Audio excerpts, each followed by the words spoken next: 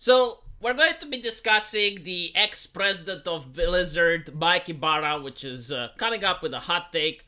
And Mikey here says that he thought about this idea for a while, and as a player, since I've been diving into single-player games lately, there are just some that leave him in awe of how amazing the experience was.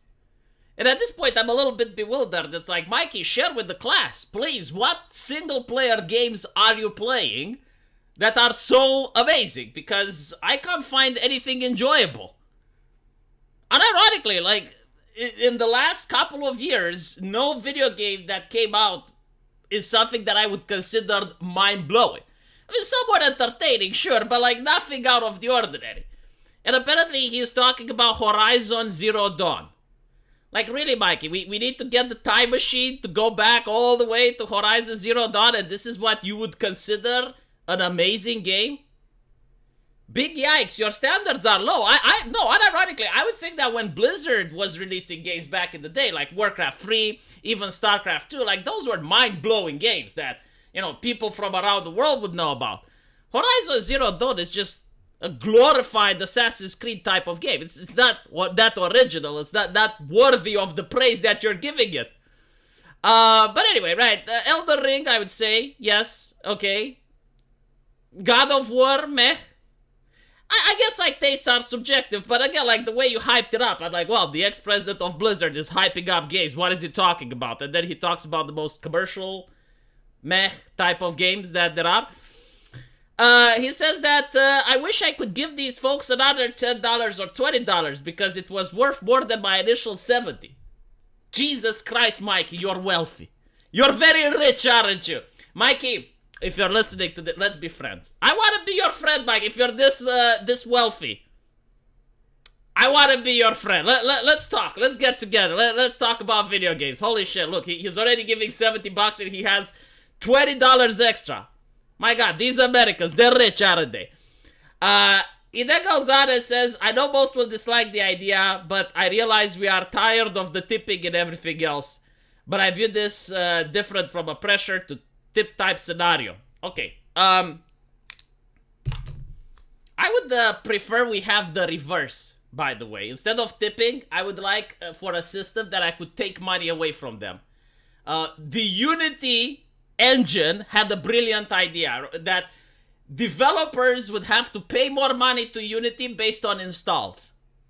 See, I love that idea because I could create a program that would install the game on a loop, and if the developer does something to piss me off, I would just fucking install his game out of spite. You insert a man jaw on a female character, 10,000 installs. You shit talk the community, 1 million installs. You hire a racist community manager, or you decide to contract Sweet Baby, 10 million installs. I would fix the game industry like that. It would be so good. So good.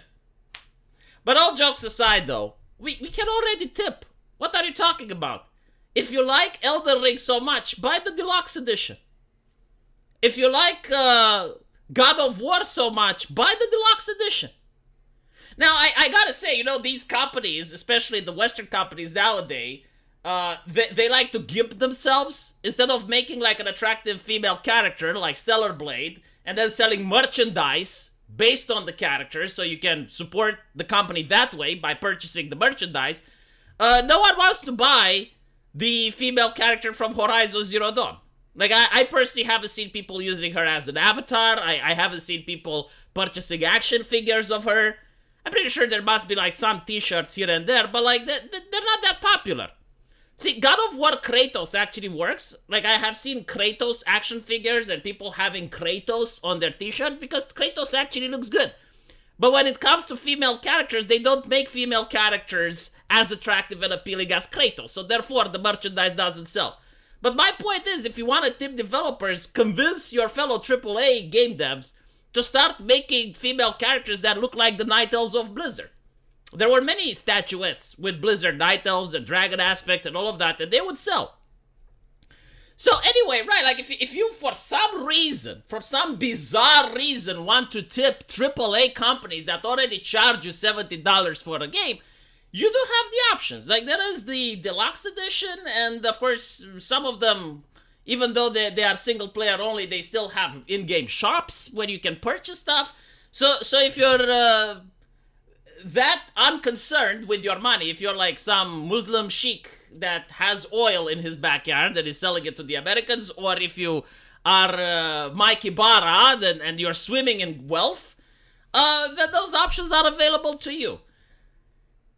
However, if you want to support indie developers, which are some of the people that I generally think do need supporting, most of them, as far as I know, do sell art books of their games. The developer that made Helltaker, which is a free-to-play game on Steam, is charging, I believe, like $5 to buy the art book and the soundtrack for the game. So you can support him like that. Other developers do have Patreons or Kickstarters or various other crowdfunding options. So, yeah, Mike is a little bit bewildered that the community wasn't upset and they took his message on a positive note, but that is because we've already been doing it. Like, most of the indie developers that I know who have released really good games have been rewarded by the market, and I do know that some gamers even purchase 2 copies or 3 copies of the same game and then gifting it to their friends simply because they genuinely think it's a good product.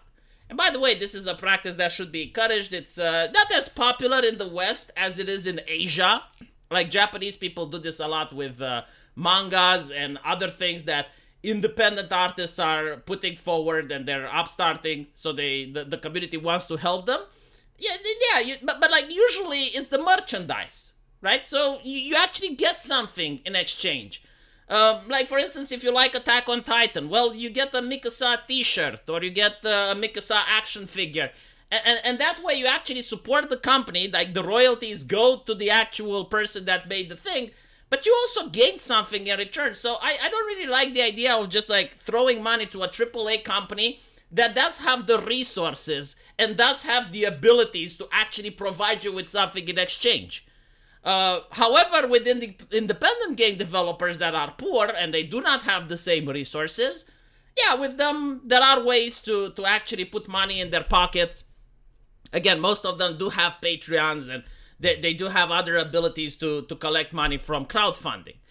But all in all, just like giving cash to AAA companies is just fucking bizarre. Not to mention, like, most of the developers and the artists wouldn't get that cash anyway.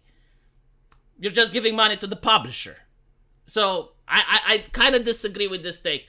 But let me know what you guys think. And as usual, I will see you in the comment section. Take care.